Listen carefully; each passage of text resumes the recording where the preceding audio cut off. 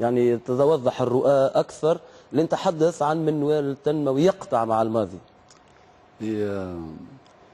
بالفعل معناها راه انه هالمنوال هذا باش نبسطوه للمشاهدين، المنوال السابق اللي فشل فهمتني، واللي بالحق فشل الشعب، والدليل على ذلك كانوا الشعب التونسي ثار عليه. شنو الخصائص نتاعو؟ وقت نقولوا منوال نتاع التنميه معناها النظام الاقتصادي اللي كان مطبق في البلاد. هالنظام الاقتصادي هذايا عاطي للثروه في يد شكون المستفيد منها على مستوى من البلاد؟ هل انها مستفيده منه اقليه؟ شنو هو الساعه علاش يرتكز؟ ثم شكون مستفيد منه؟ هل مستفيد منه الشعب؟ مستفيده منه اقليه؟ المنوال نتاع التنميه السابق، النظام الاقتصادي اللي كان مطبق وقت بن علي، الحقيقه كما توا ذكروا الجماعه خصائصه كانت واضحه. اولا الساعه قائم على التبعيه للخارج، ولهنا لازمنا نقروا بحاجه، الاختيارات الاساسيه نتاع تونس ما كانتش تونس هي اللي تضبط فيها، كانت تضبط من الخارج. عندك بنك عالمي، وخاصه اللي بداوا يطبقوا في برنامج الاصلاح الهيكلي، البنك العالمي، صندوق النقد الدولي، كانوا يضبطوا التوجهات منها الاساسيه. التوجهات الاساسيه هذه على قائمه؟ قائمه على غراق تونس في المزيد من التبعيه، سواء كان الماليه، سواء كانت التكنولوجيه، سواء كانت التجاريه، المنظمه العالميه من اهل التجاره، وضرب القطاع العمومي لهنا في تونس، ضرب كذلك الخدمات الاجتماعيه لهنا في تونس.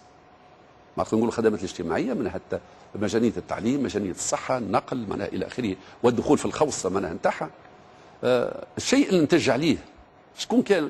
انه اللي يستفادوا من نمط التنميه هذيك هي اقليه محليه اللي كانت تلعب في دور، في نهايه الامر كان دور نتاع وسيط ما بينك المؤسسات الاجنبيه والشركات والدول الاجنبيه وتونس، تسهل في نهب تونس، وعندك شركات اجنبيه ومؤسسات معناها اجنبيه هي اللي كانت معناها مستفيده من النمط هذايا، اللي هو كما قالوا تو الجماعه اللي هو نقولها بالوضوح نمط راسمالي ليبرالي متوحش، فهمتي منها تابع.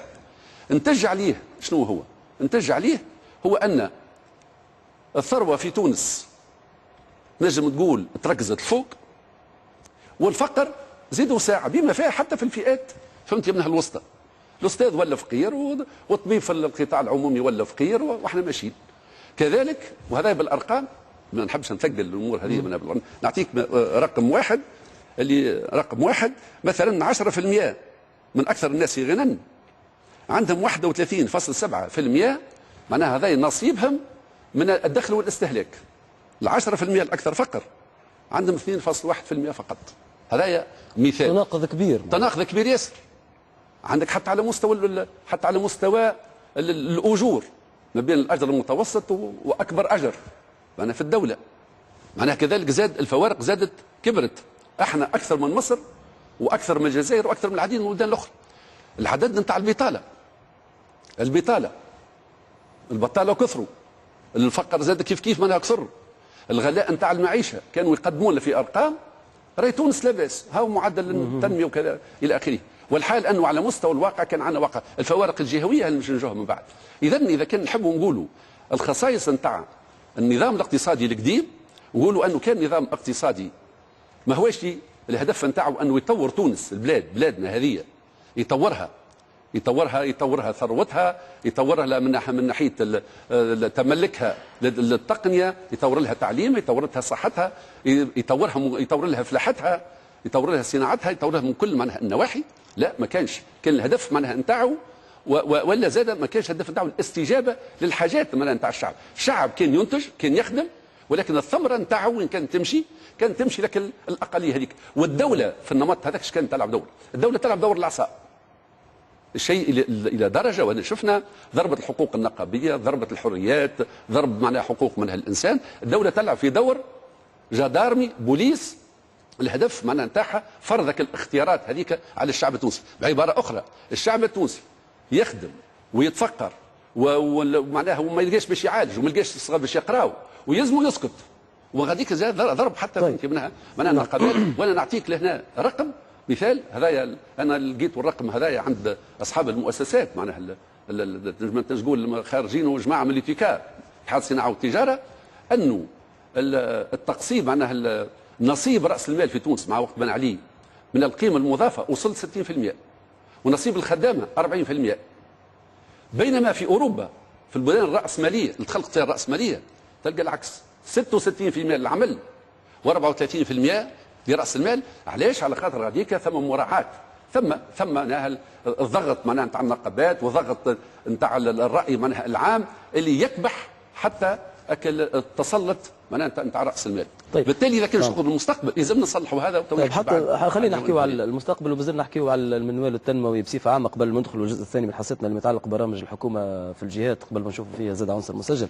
نرجع لك سي رضا، إذا كان قبل الدولة كما كان يحكي سي حما كانت يعني تمثل دور العصا، اليوم شنو هو المطلوب؟ شنو هو أولوياتنا اليوم في المرحلة الانتقالية هذه حتى لما تكونش دولتنا يعني تمثل دور العصا ويتغول المتغولين وتبقى معناها فئات الشعب معناها منسية ومتروكة؟ هو العصا حتى سي حما عنده الحق باش يذكر التفاوت يعني على مستوى المداخيل. يعني هذيك العصا الكبيرة هي أكثر من العصا نتاع الحقيقية. هنا حسب رأينا المنوال الجديد يلزم ياخذ بعين الاعتبار قطاع ثالث اللي هو كان مهمش، المجتمع المدني كان مهمش وكان مش محسوب. المجتمع المدني هذا لا، القطاع الاقتصادي والتضامني والتكافلي يلعب 3 أدوار هامة وهامة جدا، والأدوار هذوما يلعبهم في الدول المتقدمة كما يلعبهم في الدول السائرة في تاريخ النمو. الدور الأول هو إحداث مواطن شغل. شوفوا فرنسا تقريبا القطاع هذا يشغل ما يقارب 2 ملايين معناها موطن شغل. الدور الثاني والهام ياسر اللي توا باش يصلح هالتفاوت اللي يحكي عليه سي حما، وهو إعادة توزيع الثروة. يعني باش ياخذ من عند الأغنياء وباش يعمل مشاريع ونفقات على مستوى الفقراء. كذلك معنا وقت اللي هو باش يعمل مشاريع على مستوى الصحة وعلى مستوى التعليم باش يخفض من النفقات العمومية نتاع الدولة، وبذلك العجز نتاع الميزانية نتاع الدولة باش ينخفض، واللجوء إلى الاقتراض الخارجي ينخفض. هذا موجود. قلة التبعية. باش نكمل بربي سامحني، القطاع هذا موجود مع شو فيه؟ وفيه المجتمع المدني، فيه الجمعيات، فيه لي فونداسيون اللي احنا عندنا في التقاليد نتاعنا موجودة وطبقنا قبل الوقف. يعني فما كذلك عمليات أخرى، الزكاة، فما القروض الصغرى يعني الميكرو كريدي. هذوما يعني كي نذكروا احنا مثلا الوقف لي فونداسيون في أمريكا، اليونيفرسيتي نيميرو 1 اللي هي موجودة مصنفة الأولى في العالم، هارفارد يونيفرسيتي، ممولة من فونداسيون. كذلك معناها نتفكروا قبل في جامعة الزيتونة كانت معناها نسميها ديما نقول احنا هارفارد يونيفرسيتي في وقتها، خرجت معنا فتاحل في الفكر وفي معناها الثقافة، والواحد معناها حقيقة تجربة عملناها قبل على مستوى الجامعة الزيتونة اللي هي كانت وقف وقتها وتجربة ناجحة وناجحة جدا.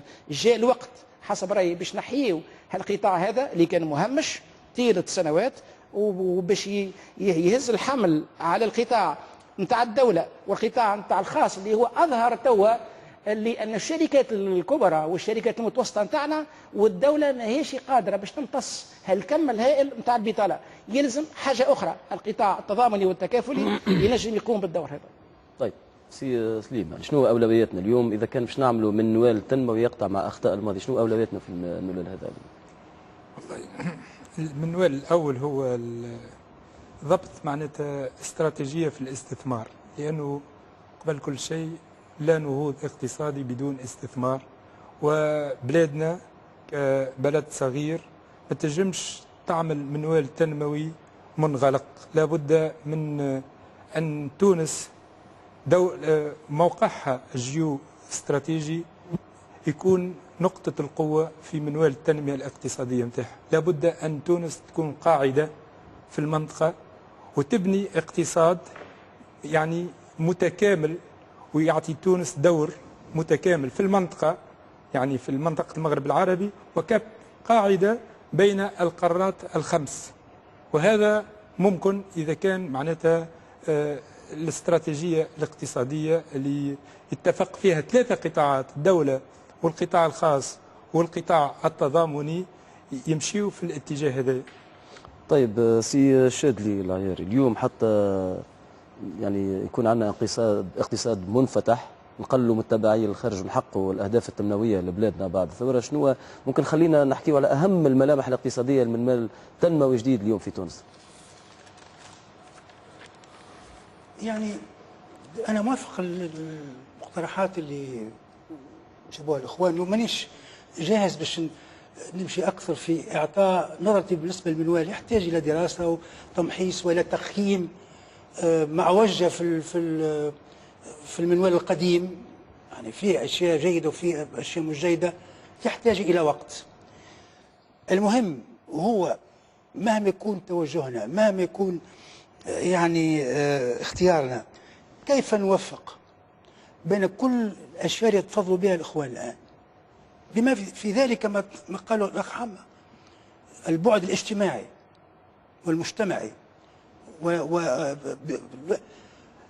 كيف يمكن لنا ان نوفق بين ذلك في منوال اللي يضمن نمو اقتصادي مستدام بدون هزات ومبني على قاعده صحيحه. خلينا احنا ناخذ الارضيه الاجتماعيه والاقتصاديه والمؤسساتيه ونعتبروها كلها جيده وضروريه، ويقع توازن بينها ما في شك في الزمان وفي المكان. لكن يبقى المنوال صالح طالما انه يوفق بين كل هذه المعطيات ويفرز نسبه نمو كافيه بطريقه سليمه. اذا كان نوصل هذا، يعني هذاك هو المنوال اللي باش نوصل يعني اللي حاجتنا به. كيف؟ انا في اعتقادي بأن الموضوع مش يعني موجود على اجنده 2012. الموضوع هذا سيقع نقاشه في نطاق مخطط خماسي، والمخططات كلها هي خماسيه تكون يعني. بارك الله فيك. اما نبداو في 2013 او 2014، انا مانيش مسروب شخصيا باش نبدا مخطط الخماسي في 2013، يعني اعتبر 2013 و12 مازالت سنوات ترميم للاقتصاد تاع تونس. يعني اولوياتنا اليوم في البلاد هو الترميم. لحظه انا باش نرجع لك لا باش نكمل كنت اسمع وباش نوفى ترميم. انا مشيت اكثر من ذلك وقلت كونه حق احنا في اقتصاد حرب كنا متقال. ايش معناها؟ شو يعني لا مش احنا شهرين حرب على العالم. هي فسر معنا شنو؟ نحارب الفقر المدقع، ونحارب البطاله المدقع، ونحارب بالنار اللي شاعله، يعني المال اللي ناقص في الجهات، والطرقات الصغيره اللي تؤدي. عندنا حرب على كل هذه المعوقات اللي كان في اعتقادي انا يلزمك تاخذ الاولويه المطلقه بالنسبه ل 2012 وما نتكلمش على شيء اخر ثاني، وننتهي بذلك. يعني انا لن احاسب الحكومه اطلاقا ان انجزت 3.5% او لا في اخر 2012. ما هو شعور بالنجاح، وانا مش مطلوب منها ان تعمل 3 و4 و4.5 و4.5. قضيه قائمه الان في البلاد. نحب كونه ان تنجح في اخراج تونس من قاع الخابيه في ما هو في عصر ما فيش نمو، وتبدا في عصر جديد ولو بنسب متواضعه جدا، وتعطي هوني شحنه نفسيه للتونسيين ان تونس خرجنا من البوتوم، لا خرجنا من اللوطه وبدينا نصعد. هذا الاشياء المهم. وبالتالي كان عندي عتاب سي وليد انا حتى على الحكومه، هو التبجح بال4.5 بالنسبه للثلاثيه الاولى مش ضروري. اللي يقيم القيامه في تونس مش ضروري بالكل، مش مهم. اذا كان خرجنا كيفاش نخرجوا من هذا باش يكون الشوك سيكولوجيك للناس. خاطر الان المهم ما يكونوا الاخوان يعني عندهم المعلومات واخصائيين وبارك الله فيهم وجميعين، يلزم للشوك سيكولوجيك كونترير، يلزم هالرجه النفسانيه للشعب باش يولي هو عنده كونفيونس، يقول توا بدينا في مرحله ثانيه، وما نحطش عليها رقم، ما نحطش حتى رقم بالنسبه للتشغيل فيه، ما نلتزمش بالتشغيل باش نعمل 400,000 ما نلتزمش. نلتزم كوني باش نبدا في مرحله لايجاد اكثر ما يمكن من تشغيل في فرق معينه. على المدى المتوسط والطويل. المتوسط. نعم. سي حمو الهمامي. اسف اذا كنت طولت عليك. لا سي حمو خليني نسالك، انت طرحت سؤال هنا فظهر لي ايش تبدل، يعني موافق على انه المرحله هذه تتطلب منا يعني صبر ورويه ودراسه، اما هناك اولويات تراها اليوم يلزمها تعمل في تونس؟ شو كيفاش عندنا حاجتين. الحاجه الاولى بعد الثوره هذه، اذا كان احنا عارفين علاش صارت الثوره هذه، قلنا صارت على نظام اقتصادي قائم على التبعيه، قائم على الاستغلال الفاحش، قائم على الفساد، قائم على تبذير معناها الثروه فهمتي منها نتاع تونس، وقائم كذلك على تلبيه حاجات اقليه محليه وخارجيه. اذا كان نحن كنا عارفين الشيء هذايا، لابد بعد الثوره هذه الساعه نوريو للشعب التونسي احنا وين ماشيين، على الاقل التوجه العام احنا وين ماشيين.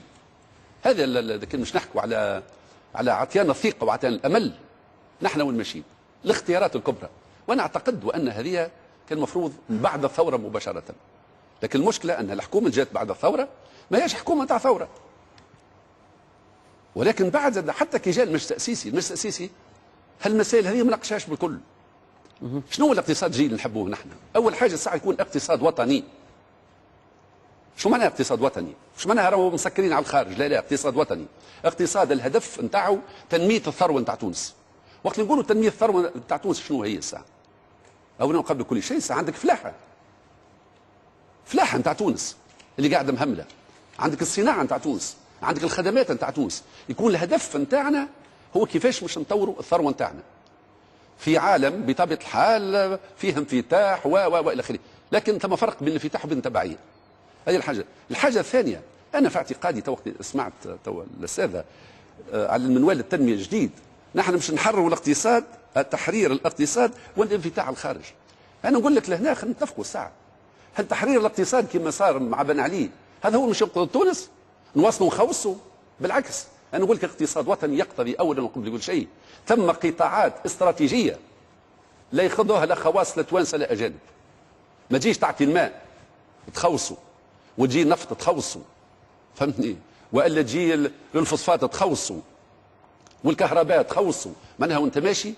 والحال هو ان هذا النمط من الاقتصاد هذا في امريكا في ازمه وفي اوروبا في ازمه، وقاعدين يراجعوا حتى في هالمنوال من هذايا وشنو هو الدور منها نتاع الدوله. ثم قطاعات استراتيجيه فعلا يلزم التامين نتاعها. ثم حاجه اخرى نحب نزيدها، هي حتى الاتفاقات مع الخارج. خي الاتفاقات اللي عملها بن علي مع الخارج هي اتفاقات لصالح تونس، هذيك زاد يلزمنا نقولوا للتوانسي نحن مش نراجعوها، مش نراجعوها باش نقطعوا علاقتنا مع الخارج، لا، مش نراجعوها باش ندافعوا على مصالحنا، باش ندافعوا على المصالح نتاع البلاد هذه. الحاجه الاخرى سامحني اللي كما قلت ان نحن اليوم نحبوا هالاقتصاد هذا يكون لفائده الشعب التونسي. الهدف نتاعو مش انها اقليه تلم الفو الارباح، لا، الهدف هو انه غالبيه هذا الشعب اللي قاعد يخدم هو اللي يستفاد منها. هذا راهو كذلك يتطلب بالفعل معناها اختيارات واجراءات. المشكله في المجلس التاسيسي وفي الحكومه انه زاد على المستوى المباشر ثم اجراءات لم تتخذ عاجله، يعني تراها الاجراءات فهمت منها العاجله. الاجراءات العاجله علاش نحن نشوفوا اليوم الغضب المتواصل طيب والاعتصامات باش نرجعوا للي يلزم ويصير خاصه من خلال برامج الحكومه. زميلي نور الدين، يعني سمعت الاراء، يعني تعقيبك يعني على انا والله ثم بعض الملاحظات هو في علاقه بالمنوال التنميه اللي نحبوه كذا، رغم انه سي حما حكى على بعض النقاط. هو في قضيه اساسا انه يكون اقتصاد وطني وقضيه تنميه الثروه وايضا التوزيع العادل للثروه، لان التوزيع العادل لانه مساله مهمه ومن ضمن اسباب قيام ثوره 14 جانفي، وانه ما كانش تم توزيع، كانت محتكره في يد اقليه. وعلى النقطه الاخرى اللي هي علاقه القطاع الخاص بالقطاع العام. قبل 14 جانفي يكون الناس كلها نحكوا حول القطاع الخاص، انه كان القطاع الخاص في تونس يتحصل على العديد من الامتيازات الجبائيه وغيرها، لكن دوره في التشغيل كان ضعيف جدا. وهذاك علاش ممكن نذكروا انه قبل 3 سنوات بدا الحديث عن الدور التعديلي للدوله. هذا حكاها اتحاد الشغل، حكوه العديد من المنظمات على اساس انه الدوله تولي تنجم تلعب دور في الاتجاه هذا. حكى سي رضا على قضيه دور المجتمع المدني في التشغيل وكذا، واعطى رقم فرنسا جزء مليون. هو ظهر لي انا حسب الرقم ما يقارب انه المجتمع المدني والجمعيات في فرنسا تشغل نحو 10 مليون واحد. هذا رقم انا سمعت مع الدكتور منصف والناس 10 مليون. رغم انه هذا اذا كان باش نحاولوا نطبقوه في تونس لابد ان نفهموا طبيعه المجتمع المدني عندنا في تونس، طبيعه الجمعيات اللي عندنا، لانه اليوم الجمعيات اللي عندنا راهو تلقى فيها كاتب وسكرتير وتلقى فيها واحد، ما نجموش نعولوا على برشا على دور هالجمعيات هذه، رغم انه بعد 14 جانفي عدد الجمعيات ما نجموش نعرفوا عليها، لا نعرفوا تو عددها، لا نعرفوا قداش تخدم، لا نعرفوا ايش قاعدين تقوموا، دونك ما نجموش نعملوا برشا راهو على دور المجتمع المدني بعد لانه مازال ما ضبطش مشهد ومازال مازال مش واضح.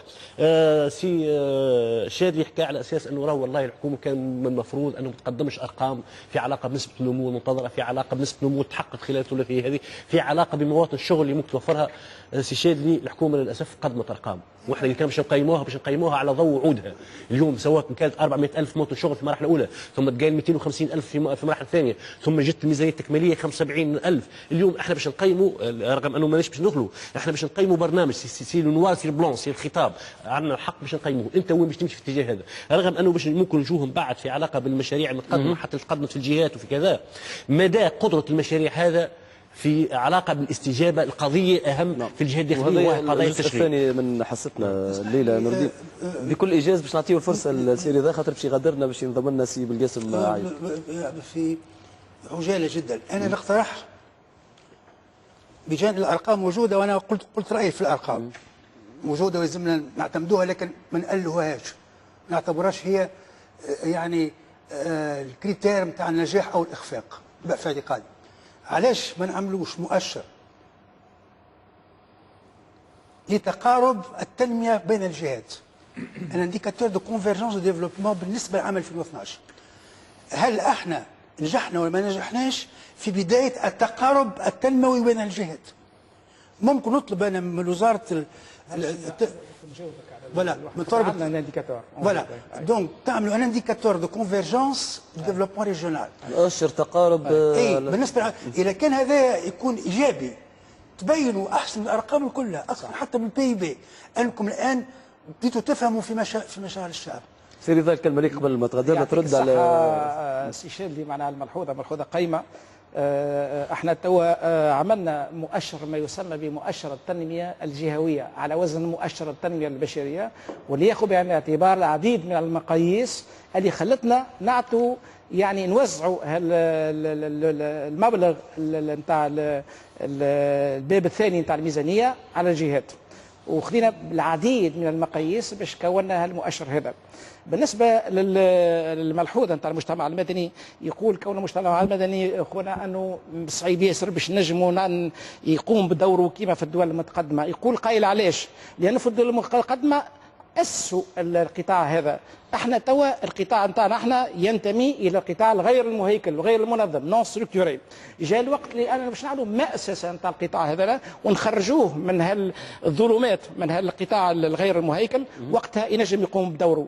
انا نقول كونه الحل توا في التنويع، يلزمنا نتعداو من الاحاديه الى التنويع، تنويع القطاعات الفاعله كما قلت، يزينا مزوز قطاعات نزيدوا القطاع الثالث ونشوف شنو يعطي.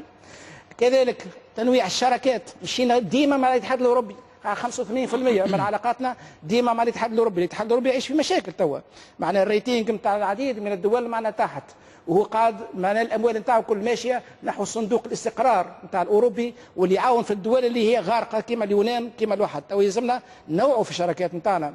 كذلك التنويع نتاع مصادر التمويل، احنا نعيشوا في اقتصاد يعني متداين، يعني الاستثمارات نتاع الشركات ممولة من طرف البنوك، والاستثمارات نتاع الدولة ممولة من الخارج من الديون. يعني احنا يعني اقتصاد نتاع ديون، يلزمنا نتعداو الاقتصاد نتاع الشراكات، يعني نفعلوا السوق المالية. وكذلك معناها ما نقتصروش في التمويل الخارجي فقط على الديون، لأن الديون فيها مشكلة كبيرة برشا، فيها الفائدة اللي قاعد نرجعوا فيها من يعني قوت اليومي نتاع المواطن التونسي. يلزمنا نتجهوا نحو مصادر أخرى كما الاستثمارات الأجنبية المباشرة وفيها وعليها، ولكن كذلك ثم مصادر تمويل ينجموا أن نستغلوها كما البنوك الإسلامية، واللي أثبتت في العالم الجدوى نتاعها، واللي اثبتت انه رغم الازمه الماليه العالميه هالبنوك هذه ما تمستش جمله واحده. علاش ما نستغلوش؟ احنا نعطيه فرصه للبنوك الاسلاميه باش تمول البعض من المشاريع نتاعنا. الصكوك الاسلاميه في السوق الماليه كذلك معنا حل من الحلول. كذلك في التنويع، ثم تنويع القطاعات. المشكل انه في القطاعات احنا عندنا قطاعات يعني ما تمتصش النوعيه الجديده نتاع البطاله اللي هي بطاله الشهاده العليا، واللي تتطلب يعني كما قال سي شادلي قطاعات معناها ذات محتوى معرفي مرتفع، ذات معناها قيمه مضافه كبيره. احنا القطاع النسيج الاقتصادي ما طورش يعني القطاعات هذوما. ومن ناحيه اخرى يعني التحولات الهيكليه نتاع السكان اعطت هل النوعيه الجديده نتاع البطاله، بطاله اصحاب الشهاده العليا. تقريبا فما معناها قطاع التعليمي يمشي ماشي في شارع، وقطاع الشغل ماشي في شارع. يقول قائل شكون يستجيب للاخر؟ انا حسب رايي الفكره اللي كانت ماشيه عند البعض الاخوين انه اللي معناها من خلال المنبر هذا سمعتهم العبيدي يقول لك لا، يلزم القطاع الاقتصادي يستجيب، القطاع التعليمي يستجيب للقطاع الاقتصادي.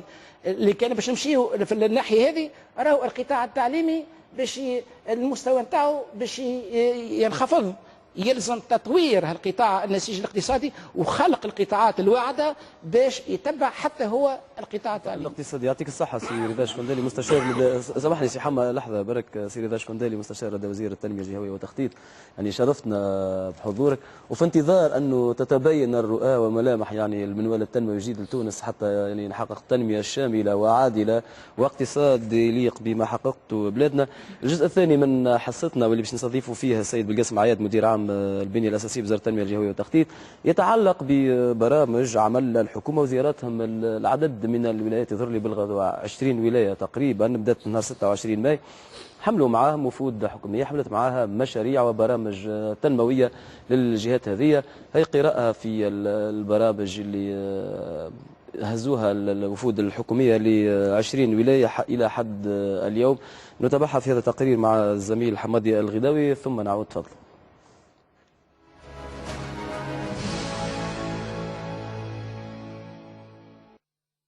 حوالي 4000 مشروع باستثمارات جملية تقدر بحوالي 5600 مليون دينار. تلك هي الأرقام الأولية للزيارات الميدانية التي حددها الوفود الحكومية إلى 20 ولاية إلى حد الآن. أكثر المشاريع المبرمجة ستكون في ولاية سيدي بوزيد ب307 مشاريع، وأعلى الاعتمادات رصدت لولاية جندوبة باستثمارات قدرت بحوالي 660 مليون دينار. ومن المنتظر أن ينطلق الإعداد لميزانية الدولة للعام المقبل بداية شهر جويلية القادم، أي بعد انتهاء زيارة الوفود الوزارية للولايات المتبقية لطرح المشاريع التنموية، وذلك وفق ما أكده مسؤولون في الحكومة. المشاريع التي طرحها الوزراء في تنقلاتهم داخل الجمهورية وإن هي مست أغلب القطاعات وخاصة الحيوية منها، فإن معظم الوزراء أكدوا خلال طرحها على المواطنين أنها تقدم حلولا تنموية وتسعى إلى تحقيق الاستقرار وإنجاح مسار الثورة، فيما يصف المراقبين وعدم القدرة على حل ملفات معقدة تهدد اقتصاد البلاد. وبين هذا الطرح وذاك يبقى المواطن ضحية التجاذبات السياسية في فترة تحتاج فيها البلاد للاستقرار والعمل والوحدة وعدم خسارة أشواط إضافية من التنمية. مرحبا بكم من جديد مشاهدينا الكرام. رقم هاتفنا 71 280 089 وأيضا صفحة التواصل الاجتماعي فيسبوك. ونرحب كما أسلفنا بالسيد بالقاسم عياد مدير عام البنية الأساسية بوزارة التنمية الجهوية والتخطيط. مرحبا بك سي بالقاسم في الجزء الثاني من حصتنا واللي متعلق ببرامج التنموية للجهات اللي وصلوا تقريبا 20 ولاية سي بالقاسم وتمت زيارتهم. قبل ما نتحدثوا معك يظهر لي يقولوا لي انه عندنا تليفون تويك نستقبلوه. سي توفيق هكا. سي رفيق مرحبا بك مباشرة معنا في بكل حرب. مرحبا بك سي رفيق الفتحلي. الله يخليك. مرحبا بك ومرحبا بضيوفك الكرام. انا بصفتي ناشط جمعيتي في حقل التنمية في ولاية بجة استبشرنا خيرا بتشريك الحكومة المجتمع المدني في صياغة المشاريع في الميزانية التكميلية. نعم. واستبشرنا بخير بهذا، لكن الإشكالية كنا نعاني من منوال تنمية مرتجل اللي لاحظته، وأنه رجعنا نكرس في هذا المنوال. شنو اللي جرى في الجلسة الأولى للجنة الجهوية بباجة؟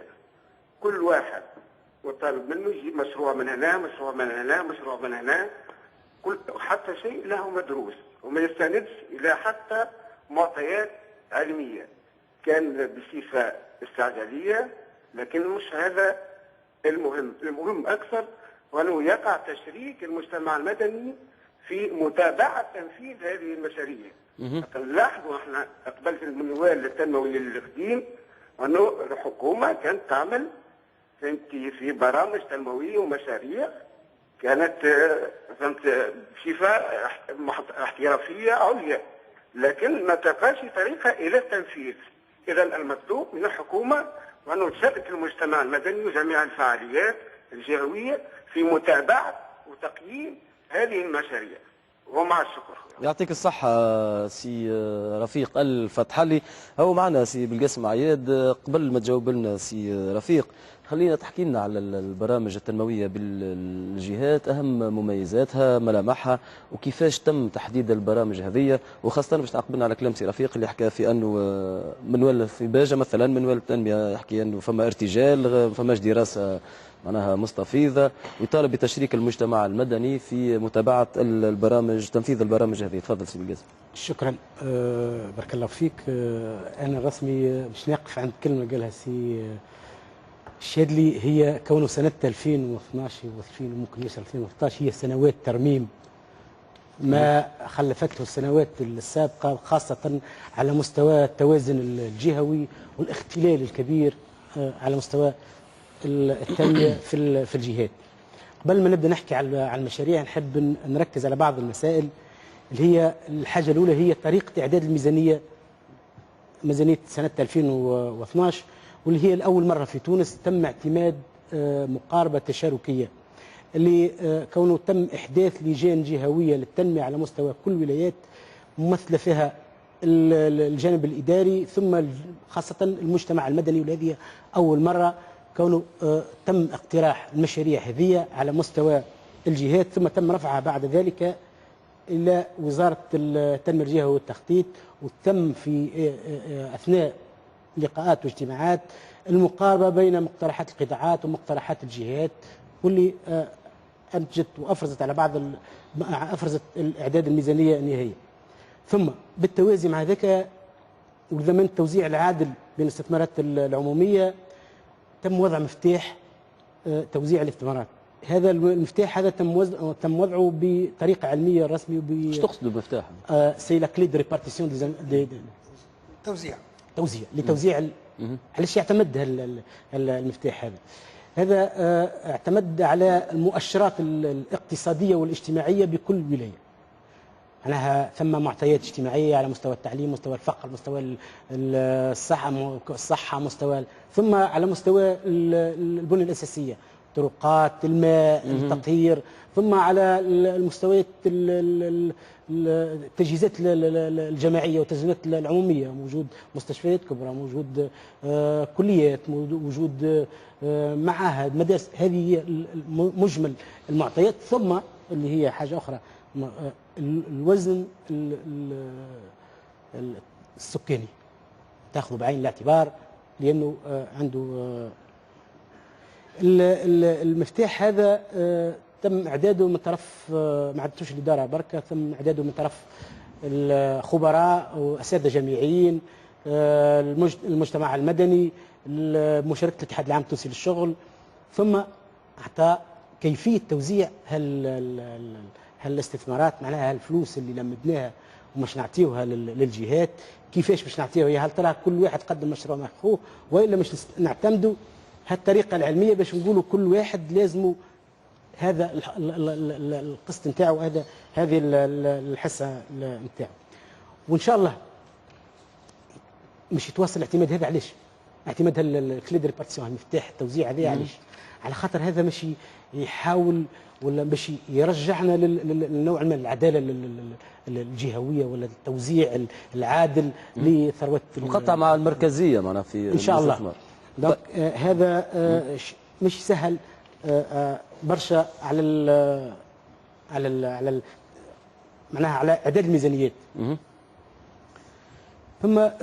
ثم معطى جديد اللي هو تو وزاره التنميه الجهويه والتخطيط تخدم عليه، هو اعداد قاعده بيانات جهويه حسب المعتمديات. احنا اللي نفتقروا له هو تو معناها كي تتكلم انت تقول تفاوت جهوي، تتكلم على الولايات، لكن في وسط التفاوت الجهوي ثم تفاوت محلي. ايش معناه؟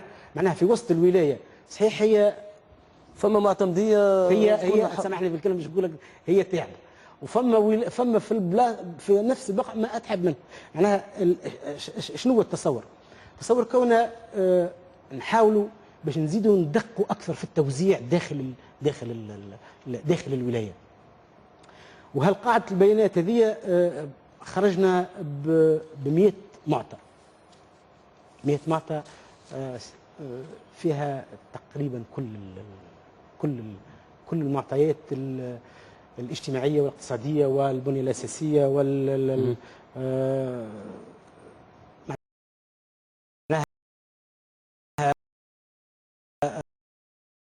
قاعده كبيره. القاعده دي مش تعاوننا الساعه باش نعاودوا ترتيب وتصنيف المعتمديات. معناها ونوصلوا ان شاء الله باش نكملوها باش نخرجوا الولايات. هاي راهي الولايات الاكثر فقرا نعم. ثم هذه مش تساعدنا باش نحاولوا نخرجوا الخارطه الجديده للاولويات، الخارطه اللي ما تسمى تو خارطه التنميه الجهويه واللي تعطى عليها الامتيازات. يعني تقريبا هذه كل يعني معظم المعطيات اللي على خلالها تم يعني توزيع البرامج التنمويه بالولايات تقريبا اجمالا. نعم. هذه هي المقدمه. نعم. باهي سي سليم، ممكن يعني في قراءة أولى للبرامج التنموية من حيث طبيعة البرامج اللي خصت بها كل ولاية، وأيضا قيمة التمويلات، يعني طبيعة المشاريع وقيمة يعني ايش نجموا نحكيوا لها؟ الساعة قبل كل شيء يلزمنا نخليوه في إطاره القانون باش نعرفوا شنو هي الانتظارات. أنا قلت قبل أنه هو على فكرة سي بالقاسم ما جاوبتش سي رفيق راهو على فيما يتعلق بباجي، سامحني سي سليم في كلمتين معناها باش جاوبوا معناها ما يتعلق بالمتابعة وتشريك المجتمع المدني والارتجال، معناها جاوبوا في كلمتين. هو أنا راهو ما زلت ما كملتش أنا. لا باش تجاوبوا على باجي فيما يتعلق بباجي معناها. بنجاوبوا على باجي هو بما أنه تدخل معنا سي رفيق معناها نجاوبوا على سؤال. مرحبا به. هو على مستوى المتابعة راهو خرجنا سنة كون عندنا خاصة على مستوى مشاريع 2011 ثم تقريبا 787 مشروع متعطل واللي الكلفة بتاعهم هامة. ثم المشاريع هذه شكون مش تبعها؟ كان المركزية ما يلزم. المش تبعها هي لجنة التنمية الجهوية، واللي مش تبعها اللي هي يشارك فيها المجتمع المدني، واللي كما ذكر سي رفيق شاركوا في اعداد الميزانيه في المتابعه التنفيذ باش يكملوا شاركوا باش يكملوا شاركوا. طيب ثم اجراءات اخرى بعد ناخذ كلمه. نرجع لك سي سليم ان شاء الله الاجابه تكون وصلت لسي رفيق. نرجع لك سي سليم فيما يتعلق بطبيعه البرامج، علاش برنامج هذا مش هذا وقيمه التمويلات لكل ولايه. ساعه كما قلت حبيت نحطه في اطاره اللي متفقين فيه الناس الكل، هو انه هناك أزمة على مستوى توزيع التنمية بين الجهات، واللي يلزمنا نثبتوه من خلال التوجه الجديد. هل أن هناك توجه نحو تجاوز هذا الإهمال ولا لا؟ إذا كان نرجع لقانون الميزانية اللي هو آلية أساسية في برنامج الدولة برنامج الحكومة، نلقاو أنه هناك توجه جديد، هناك رصد ميزانية جديدة إضافية اللي الجهات أخذت هي النصيب الأوفر. هذا معطى موجود بالأرقام. هناك معناتها 1200 مليون في إطار قانون المالية التكميلي، تقريبا 70% مشات للجهات الداخلية. ال 14 ولاية ذات الأولوية تقريبا. أنا نقول الجهات الداخلية. يعني هناك محاولة، هو اجتهاد، لأنه كلمة جهة داخلية زاد تغضب البعض، لأنه هناك عدة جهات ساحلية عندها معتمديات أقل حظا من العديد من الولايات في الجهات الداخلية. أنا نقول المناطق المحرومة والمهمشة أخذت أولوية أكثر على مستوى هذا التوجه، وهذا هو لا ينكره أحد. تبقى هل وفقنا، هل أننا حلينا مشكلة التوازن الجهوي في قانون المالية التكميلي؟ قطعا لا. هناك توجه وهناك اجتهاد وهناك محاولة وهناك آلية جديدة اللي هي الاستشارة الجهوية، وهناك توفيق نسبي. أكيد أنه مش الناس الكل يقاول أنفسهم، ثم ناس بطبيعة الحال شكون اللي مشي هو اللي يشوف النقص، يقول لك شبيني أنا تلهيت حتى داخل الجهة، يقول لك شفت المعتمدية هذه وأنا إذا النقص موجود والتوجه ثابت. لكن نقولوا للسي فتح الله ولا بقية المواطنين أنه قانون المالية التكميلي هذيك لو كان نجمنا نعملوا 4000 إضافية راهو عملناه، هذيك وقفنا نحو قدرة الإنجاز وقدرة الموارد وقدرة الفعل. مازال قدامنا طريق مع قانون المالية 2013 وبعده. ما ندعيوش حتى في 2013، أنا نقولوها من توا، ما ندعيوش أنه في 2013 مش نحلوا مشاكل التنمية الجهوية.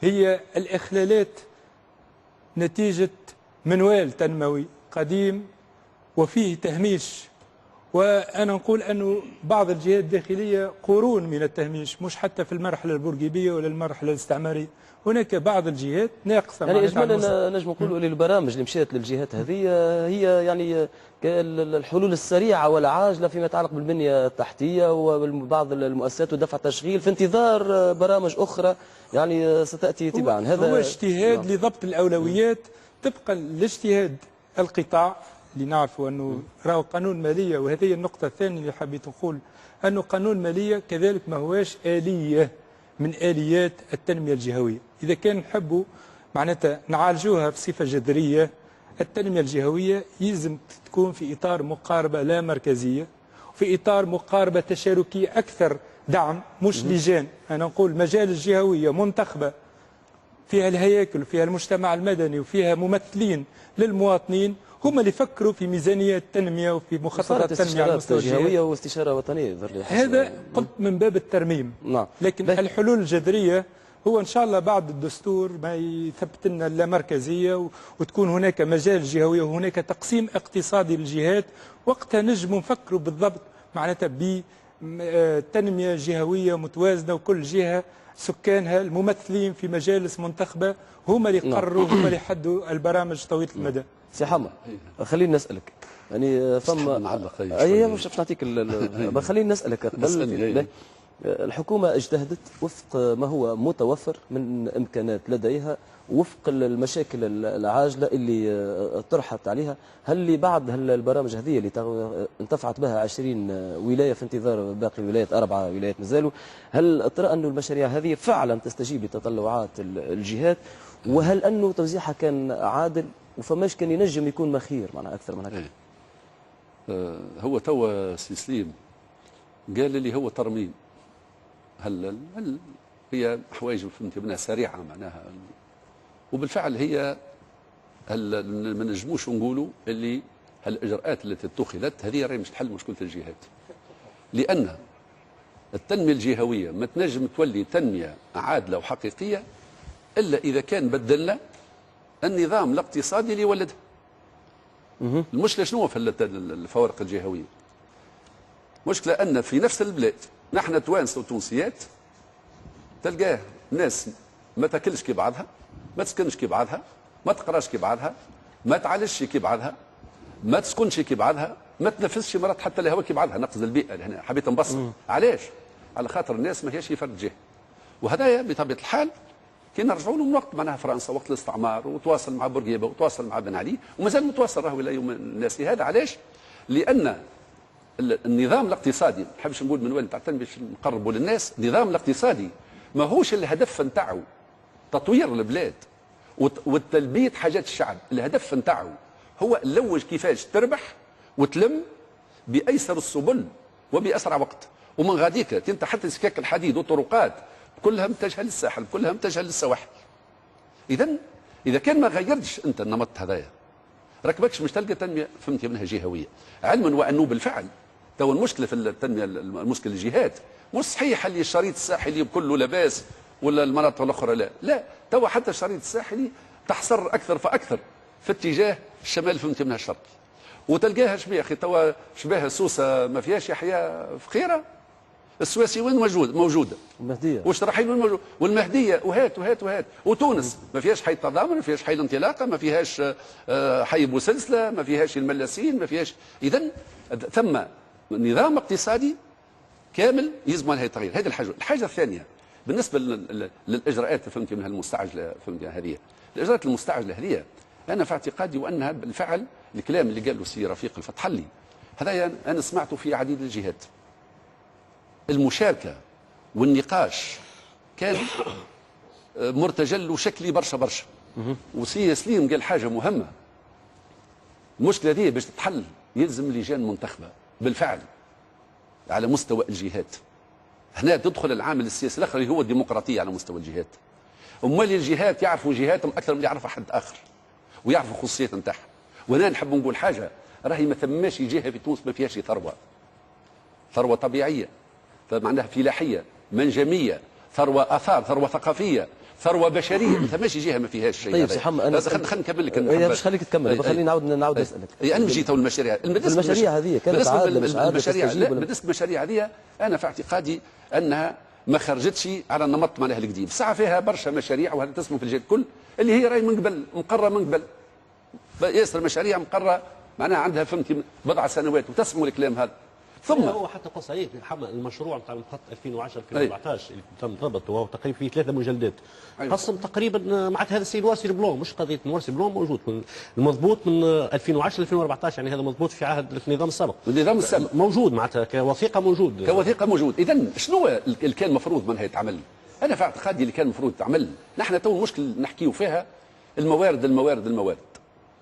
اولا الساعه كان المفروض ان نتوجهوا بنوع منها من الاختيارات على مستوى البلاد، ولهنا احنا في الحقيقه طرحناها من قبل. مشكله قضيه المديونيه الى يوم الناس احنا شادين فيها المساله هذه، علاش ما يقعش تعليق المديونيه باش نزيدوا نربحوا معناها فلوس، وبلدان اخرى عديده مش ندخل في التفاصيل تحدث فيها اكثر مره فهمت من عملتها. المشكله نتاع المنظومه الجبائيه لو حكينا احنا عن العداله الاجتماعيه، العداله الاجتماعيه باش نجيبها وبتوزيع الثروه، الاجور، النظام التوزيع منها نتاع الجبائي هذا يتمسوش، هذا الى حد الان مازالوا ما يتمسوش. راه حاجه اخرى اللي هي فهمتي منها مهمه، انا نقول لك ثم معناها مجالات اخرى اللي هي مثلا التقشف تاع الاداره. سامحني لهنا خلينا ناخذ دقيقه نقول نحكي على خاطر الموارد. انا قبل ما نجي لهنا مشيت عملت حسبه. تو نحن في الظرف هذا بالذات طولت شويه لا انا باش نزرب في الظرف هذا بالذات. هل انا نحن بلاد نتاع 81 وزير وكاتب دوله ومستشار معناها برتبه وزير ومستشار، انا عملت الحسبه نلقاها الحكومه نتاعنا تو تتكلف بحوالي رجعنا للحكومه لا نحكي فيه على سمعش كلام سؤالي راهو مازلت تحوم عليه وما جاوبتنيش. لا انا مش نجاوبك عليه. مشكله التقشف لهنا حكومتنا تو تتكلف ب 24 مليار و500 منها مليون، اللي هي حاجه بالنسبه لي انا في الظرف الحالي كبيره ياسر. بينما اليابان فيها 15 وزير، وكان نحن رجعناهم 15 وزير بركه في الرحله الانتقاليه هذه نربحوا حوالي 20 مليار اللي يعنيوا 2500 موطن شغل في الفلاح واحد. بالتالي حبيت نقول اللي تعمل المره هذه راهو ما يلبيش الحاجات تاع الجهات، وهذاك علاش ثم احتجاج لليوم بركه في منوبه ثم احتجاجات.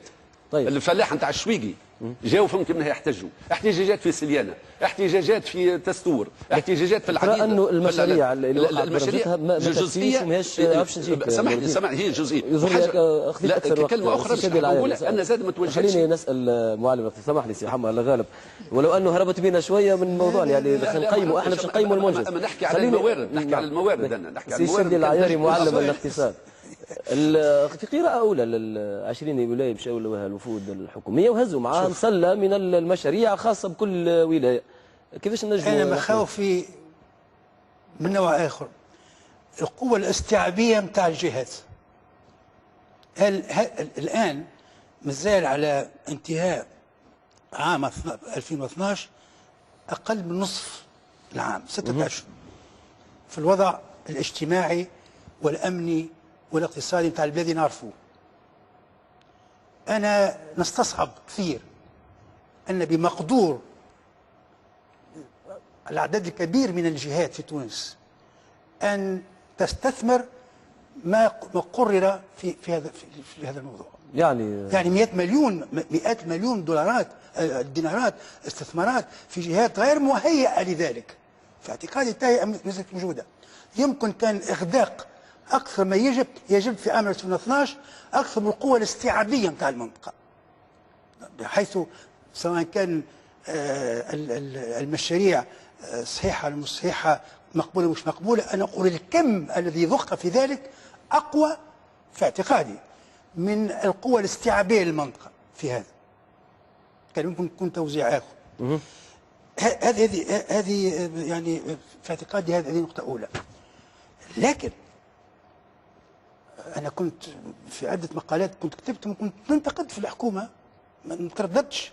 لكن لأول مرة أقولها بكل صراحة، لأول مرة عندنا الآن عدد من الوثائق الحكومية اللي تبين بأن الحكومة عندها اتجاه، عندها سياسة، عندها توجه. عندنا ميزانية تاع 2012، عندنا ميزانية اقتصادية. أنا كنت كتبت كيفاش كان عندنا فراغ ميزانية اقتصادية، يوم فان كونت عملتوا ميزانية اقتصادية، بيجي ايكونوميك خرج. عندكم برنامج حكومي، عندكم مشاريع.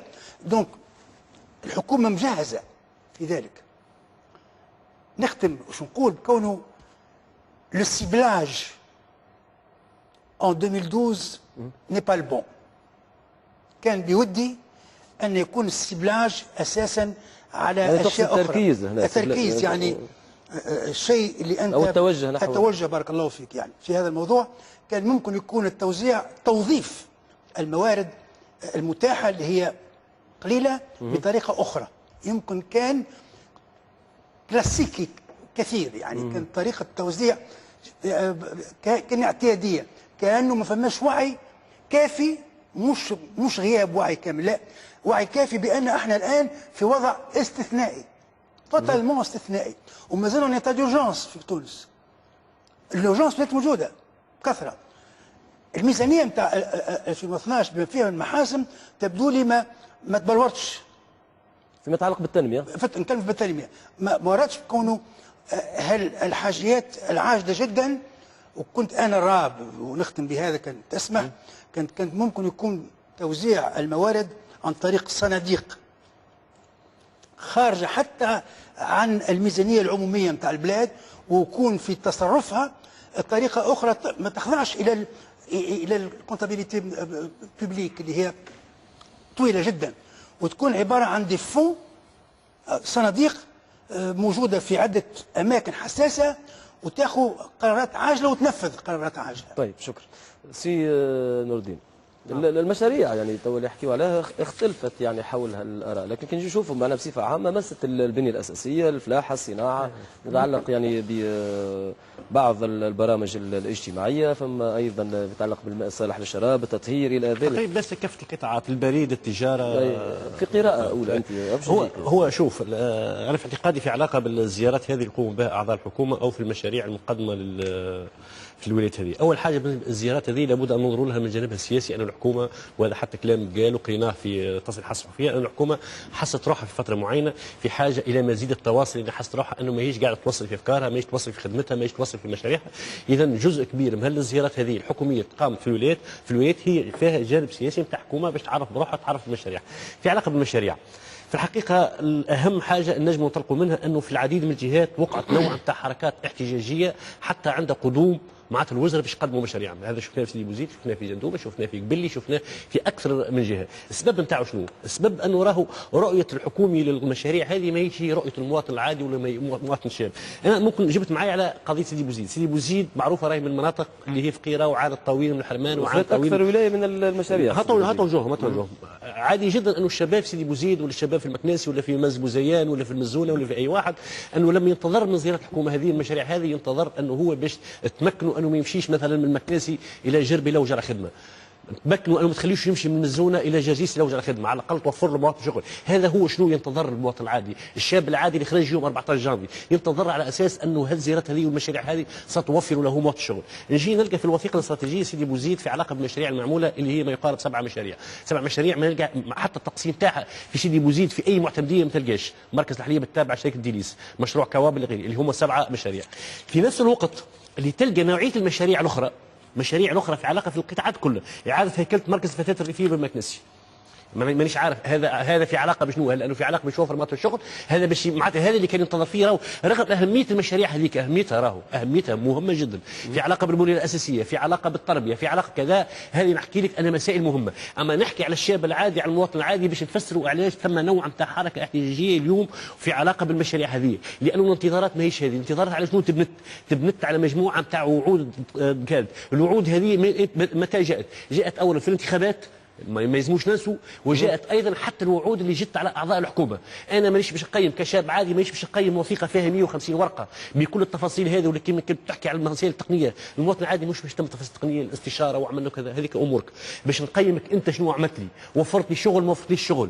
اليوم انا لما نكون عندي 4 صغار غير قادر باش نعيشهم، اسكى وغدوه باش قادر نعيشهم معي. هذه هي النقطه الاساسيه، واعتقد انه هذا هو بين ظفرين التناقض اللي ساير والصراع في علاقه بتقييم هالمشاريع هذه. باهي نرجع معك سيدي القاسم. شكرا. سامحني خليني نسألك، يعني في مجمل حديثنا اختلفت التقييمات والرؤى يعني في الآراء خاصة حول طبيعة هذه البرامج يعني أو المشاريع، يعني برامج المشاريع للجهات. في شادي العياري حكى على يعني ممكن تحدي كبير اللي هو طاقة الجهات هذه على استيعاب مثل هذه المشاريع. لهنا يمكن يحيلنا الأمر الحديث عن التحديات. شنو يمكن أهم التحديات اللي تجي قدام تنفيذ مثل هذه البرامج في مختلف الولايات؟ كذلك بارك الله فيك، وكلام هذاك هو كلام صحيح. أنا نحب نعمل ملاحظة صغيرة قبل ما نجاوبك على السؤال هذا. بالنسبة للميزانية 2012 راهو باش نكونوا صراحة مع بعضنا، يستحيل باش تحل المشاكل الكل، يستحيل باش معناها، لانه الدمار كبير، سامحوني في الكلمه، لانه التفاوت كبير، المشاكل التفاوت الجهوي كبير. بالله مش نحل قوس انا مثلا على مستوى، حتى على مستوى المناطق الساحليه. وحوسي حما تكلم فعلا على السويسي، انا نقول لك نزيدك السويسي وشربان وهبيره واولاد الشامخ الكل هذيك تحسبهم الكل على الساحل. معناها انا موافقك، كونه فعلا راهو مش حتى في نفس حتى المناطق الساحليه اللي ممكن ياسر نقولوا اقل محظوظه راهي فيها بقايع، معناها كان الواحد يزورها تو يعرف يقف عليها. من تصور سي حما تكلم عليها معناها يعرفها مليح. دونك معناها مس النقطه الحساسه. بالنسبه طاقة استيعاب هالمشاريع هذه، فما إجراءات يلزم تتخذ، إجراءات عاجلة باش ننجموا نكملوا ننجزوا هالمشاريع وننطلقوا فيها. الإجراءات هذه بالأخص تخص النصوص المنظمة للصفقات في اتجاه اختصار الأجال دون المساس بمبدأ الشفافية والمساواة أمام طلب العمومي، خاطر مش باش نقولوا نقصوا في الاجال ثم نتغافلوا بعض الجوانب. مبدا الشفافيه ما يلزموا يتمسش، ثم مبدا المساواه يلزموا ما يتمسش، ثم فما اجراءات اخرى على مستوى، خاصه على مستوى تغيير صبغه الاراضي الفلاحيه بالنسبه بالخصوص، يعني نقولها بالخصوص، نقول بالخصوص للمناطق الاراضي المخصصه للمناطق الصناعيه. علاش مناطق صناعيه؟ توا صحيح الاشكاليه الكبيره هي اشكاليه تشغيل بالاساس. صحيح فما طرقات التبناء ثم تطهير، ثم تجهيزات عامه تعمل، لكن لكان ما تعملش تحدثش الفضاءات اللي مش تكون تخلق الحركيه، والفضاءات اللي مش تنتصب فيها المصانع والمعامل ما تحدثش الشغل. خاطر باش تبني طريق، هي بنيت طريق داكوردو، لكن ما كش في الاخر باش تعمل منطقه صناعيه في اخر، باش المنطقه الصناعيه تحدث مواطن الشغل، طريق عملته بارك الله فيك. دونك هذه من النقاط اللي يلزمنا ناكدوا، يلزمها تصير على مستوى سنه 2012.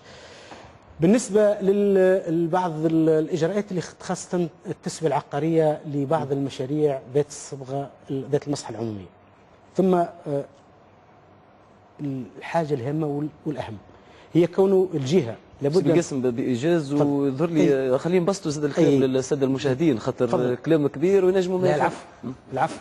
دونك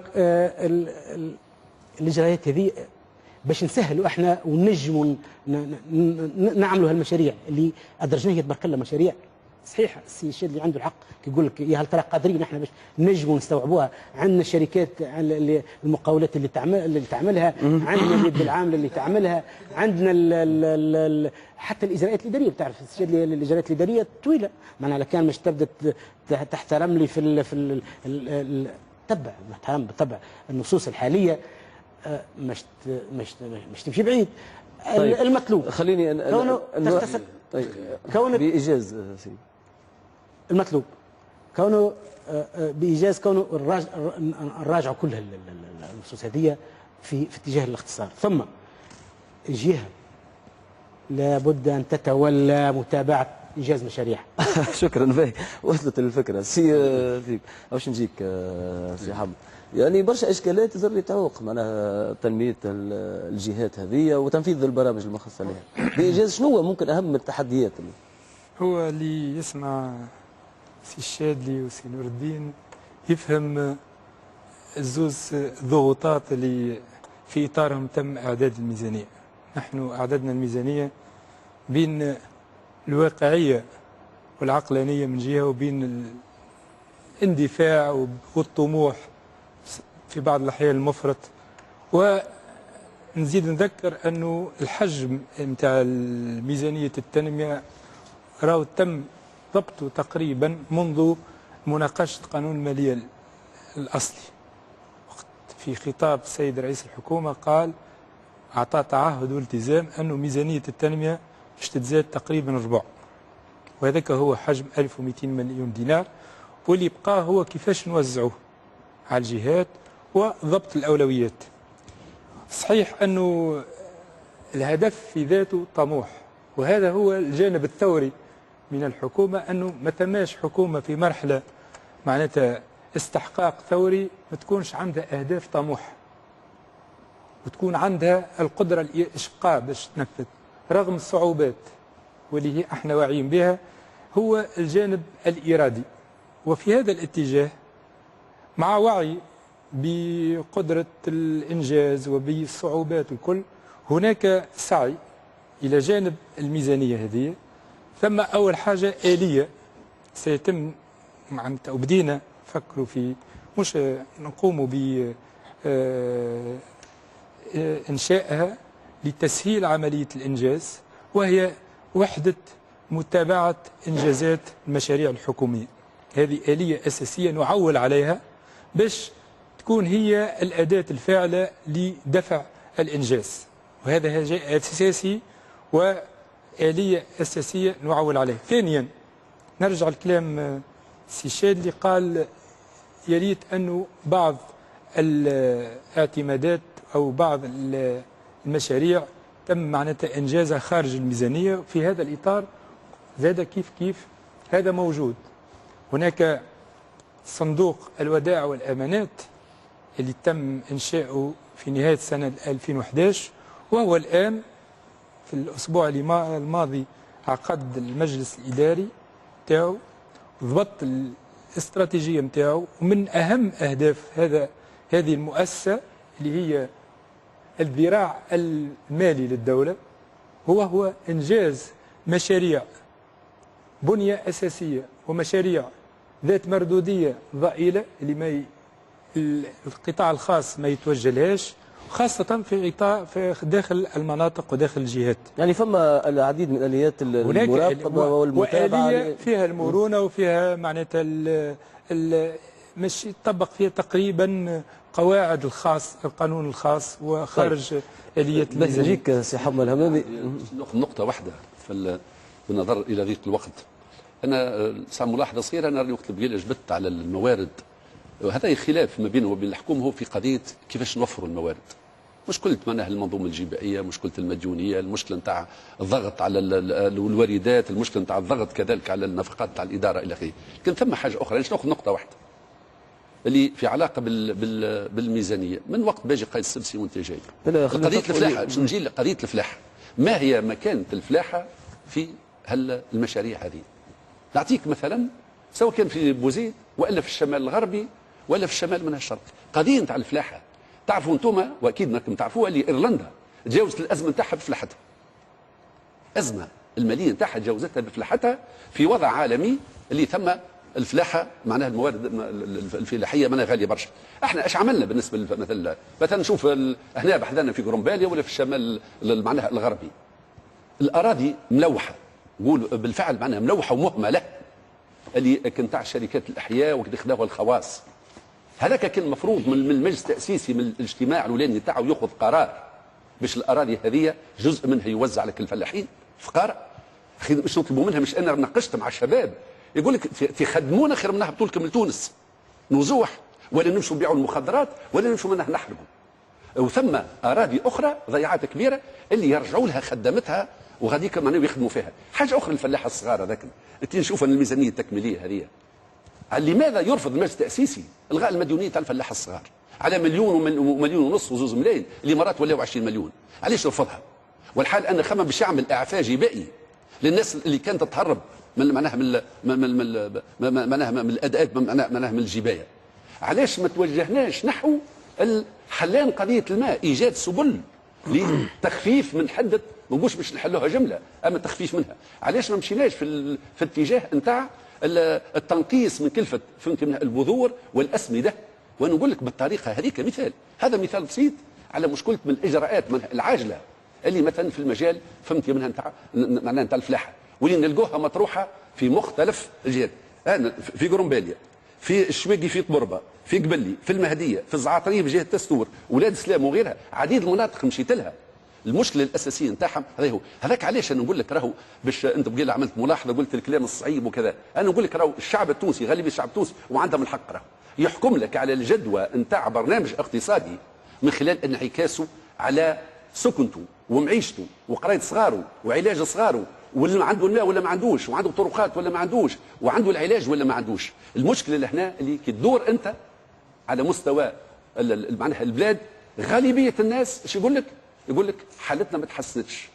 ومن هنا جات تو اللي حكى عليه نور الدين، ثم برشا ردود فعل، برشا فهمتي من الاحتجاجات، لان الناس ما همش شايفين اللي في هالمشاريع هذه اللي سمعوا منها برشا فهمتي في السابق وفهمتي منها ولم تنجز. هذاك علاش انا راني نرى وان الحلول الاساسيه يلزم ساعه نحلوا التوجهات العامه نتاعنا نحن وين ماشيين بهالاقتصاد هذا، اش نقطعوا مع القديم ولا مش نقطعوا. الحاجه الاخرى كيفاش باش نوفروا البوارد، والحاجه الثالثه انا نقول لك كيفاش باش نتوجهوا لفلاحتنا وصناعتنا، خاطر انا راهي ماهيش باش تحلها البنوك الاسلاميه، البنوك الاسلاميه وما هوش مجال باش مش نناقشوا لهنا تربح اكثر من البنوك العاديه.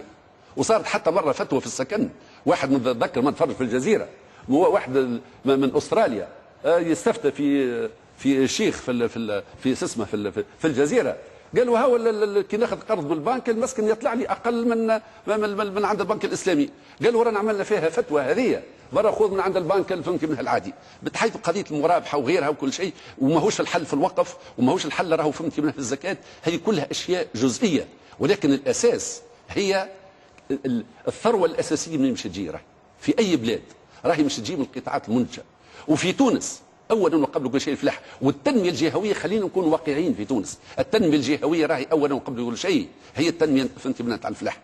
وقت نقولوا التنميه تاع الفلاحه مش راهو 4 فلاحه، وانما الغالبيه العياري يظهر لي مش موافق، وانما الغالبيه نتاع كالفلاحين الصغار وكالفلاحين فهمتي من الفقراء. سي شادلي يظهر لي التنميه يعني في الجهات الفلاحه المواضيع اللي طرحها السي حما يعني مواضيع مهمه جدا، ومش هذا مش يعني لا هو المكان ولا الزمان باش نتحدثوا نتعمقوا فيها، بس بطريقه سريعه جدا. انا نازع في فكره بكونه قضيه التنميه الجهويه في تونس وتعديلها هي قضيه فلاحه. لا الصناعه عندها دور، والخدمات عندها دور، والتكنولوجيات الحديثه عندها دور، ونتصور انه هذا ممكن يلعب دور ممكن اهم او في مستوى اهميه الفلاحه. ما ندخلش اكثر في هذا الموضوع. نرجع كنت تسمح لي بعجاله. انا اعتبر بان الحكومه غلطت غلطه كبيره عندما قبلتش مشروع الغاء مديونيه الفلاحين الصغار. حقيقه يعني انا استغربت من هذا، واستغربت من موقف وزير الفلاحه بالذات، لان اذا كان ذاكرتي ما خانتنيش فما كان قابليه في المجلس التاسيسي لهذا الموضوع. ما نعرفش شو كان موقف وزاره الماليه، لكن انا نتصور كونه يعني سيت اون جراند ايرور بسيكولوجيك اي بوليتيك، وتكاليفها صغيره جدا باش ما في الظرف هذا ما وقعش الغاء مديونيه الفلاحين. وانا موافق سي عامه في تماما في هذا. يعني لو سانس بوليتيك مانكي او غوفرنمون، الحس السياسي كان في اعتقادي كان مفقود، خاطر الميزانيه سياسه مش بس مال، سياسه، آلة سياسيه. البعد السياسي ما كانش بارز في الميزانيه، ويمكن هو اللي هو السبب في اعتقادي في أزمة الثقه الموجوده بين المواطن وبين الحكومه. الحاجه الثانيه نقولها ونعودها وهذه فرصه، طالما ثم أزمة ثقة بين المواطن وبين الحكومة، كل هذه الأعمال يعني مآلها باش يكون تنفيذ صعب جدا. سيت كريز دو كونفيونس اليوم اللي عندنا، الشوك بسيكولوجيك كونترير ما وقعش. الرجة النفسانية اللي الحكومة هذه احنا خرجنا من الأزمة وماشيين في عهد جديد، من سوء حظ تونس ما وقعش في هذا. وانا نتمنى انه هذا ياخذ في عين الاعتبار. بالنسبه النقطه اخيره كنت تسمح لي، اخيره جدا، بالنسبه حتى للميزانيه انا استغربت مثلا فيما يخص الموارد تاع الحكومه. ثم موارد نتاع هبات تطوعيه نتاع ناس 400 مليون دينار مش هكا. ما تجيش ما تدخلش في نون فيسكال دو ليتا، هذه حق صندوق خاص. أنا كمواطن تونسي نحب نعمل يعني مش باش نشارك في الظرف هذا، ما نشاركش، ما نعطيش الدولة، نحب نعمل صندوق خاص. في اعتقادي فما برشا حاجات كانت تخرج كصناديق خاصة من شأنها أن تشجع المواطن، خاصة عندما كنت صادريس يعني باش تطلب المواطن باش يعطيك هبة في الظروف هذه. دونك ما بين الحاجات خلاصة قولي البودجي دو 2011 وانا نشكر ونعرف المشاكل اللي مروا بها، وحقيقه يعني جهد اللي قاموا به الاخوان في وزاره الماليه جهد جبار جدا، لكن ما كانش عنده البعد السياسي، آلية سياسيه اللي كان في اعتقادي كان ممكن ان يقع ويمكن يقلب شويه الموازين. طيب. عشان نزيد شويه على هذا الموضوع. شكرا، يعطيك الصحه سيدي. قبل ما نختموا باخر فقره عندنا اللي هي اسئله الفيسبوك وتعليقات الساده المشاهدين، باختصار زميلي يعني نور الدين، هل انه اليوم احنا في حاجه الى رجه نفسيه اللي يحكي لها؟ اي انا كنت باش نعلق في الاتجاه هذا، رغم انه قال كلمه مهمه جدا، انه ثم اليوم عدم ثقه بين الحكومه وبين المواطن. السؤال علاش توجد عدم الثقه هذه، خاصه وان الحكومه اليوم نسمع فيها ان هي الحكومه المنتخبه وانه هي حكومه شرعيه. من المفروض انه نحكي نظري المفروض انه لابد ان تحظى بثقتها وتحظى كذا. اعتقد انه سبب عدم الثقه هذه هو انه ثم مجموعه من الوعود اللي تم اطلاقها وكان في مجملها وعود ذات طابع سياسي. سمعنا 400,000 موطن شغل، سمعنا 225,000 شغل، لكن بعدين لما بدوا اعضاء الحكومه اللي هم هنا ممكن السي الشادي لما حكى على اساس انه ثم السياسه ناقصه في الميزانيه، رغم انه الحكومه ذات طابع سياسي. لما العباد نادت الى حكومه تغلق قرارات بين ظفرين كذا، رغم الحكومه هذه هي حكومه حزبيه، حكومه سياسيه بامتياز، ومع ذلك فانه الجانب السياسي كان نقص. اعتقد انه المشكله عدم الثقه هذه هي ثم العديد من الوعود اللي تم اطلاقها وهي وعود سياسيه بالاساس. الناس هذه لما بدات تتصرف الدوله منطقه الدوله مش منطقه الحزب، على ما يبدو توجد المشاكل هذه وخلقت عدم الثقه هذه. واعتقد انه راهو لابد انه ثم كلمه مهمه جدا قال انه لابد ان نكونوا واقعيين. الواقعيه راهو في علاقه بقراءه الوضع، والواقعيه ايضا في خطاباتنا وتصريحاتنا. خلينا نكونوا في تصريحاتنا واقعيين ايضا باش ما نخلقوش عدم الثقه هذه. الصدمه سامحني انا تو بايجاز يا حمر بايجاز المساله هذه راهي في اعتقادي اللي هي شنو اللي يحدث الصدمه هذيك؟ راهو بالاجراءات اللي تتخذ منذ فهمتني البدايه، في خصوص الثروه الوطنيه، في خصوص المديونين تاع البلاد، في خصوص فهمت منها الجبايه، في خصوص التقشف معناها الاداري، في خصوص الاجور ال 286 دينار تو حوالي 290 الاجر الادنى اللي هو اضعف اجر ادنى في المنطقه. اذا كان مش يخلوها كاكا ماهوش مشي الناس ماكش مش تلقى معناها تقبل من طرف الناس. المشكله فهمت نتاع غلاء المعيشه كان من النهار الاول الدوله تتدخل في تجميد اسعار المواد فهمت الاستهلاك معناها الاساسيه، تتدخل كذلك لمواجهه فهمت السماسره اللي قاعدين يسمسروا بالعيشه فهمت تاع المواطنين. راهو هذايا الاجراءات هذه هي اللي من شانها وانها راهي تخلق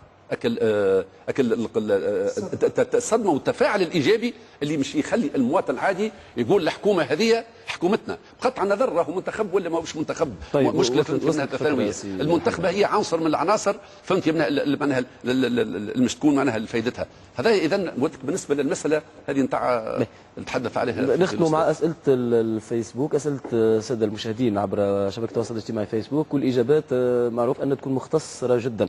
خميس الخياطي يقول كيف سيتم تمويل منجم الفوسفات بالسراورتان مع أن الدراسات تبين أن الكلفة باهظة إضافة لإمكانية إفساد الماء المعدني بالجهة؟ هذا بكل إيجاز. فما الشركة تكونت تعمل في الدراسات، ما تفرزوا الدراسات هذا ما سيتم اعتماده. طيب عبدو المساوي يقول لماذا ولاية